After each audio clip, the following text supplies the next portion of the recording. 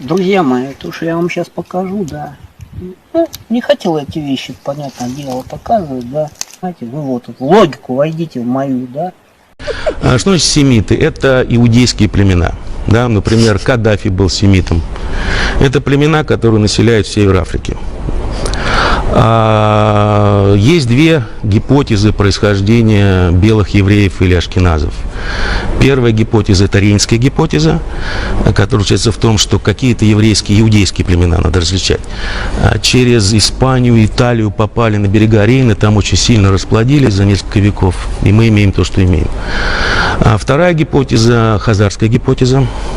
Она заключается в том, что Ты придерживаешься, по-моему, этой. Ее доказали генетики, популяционной генетики ее доказали. Так вот, не хотелось бы вас огорчать, но в России евреев практически нет. Ты меня совершенно не огорчаешь. Потомки написавшего. Белые евреи – это потомки хазар, в свое время принявших иудаизм. Причем их ближайшие родственники – это азербайджанцы, чеченцы и дагестанцы по крови. И все тянет в свою сторону.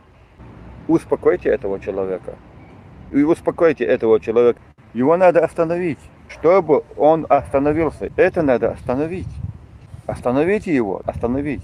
Остановите это, остановить это надо остановить. Остановите его. Остановите это все надо остановить. И вот я донес, я думаю. Остановите этого человека. Это надо остановить. Остановитесь!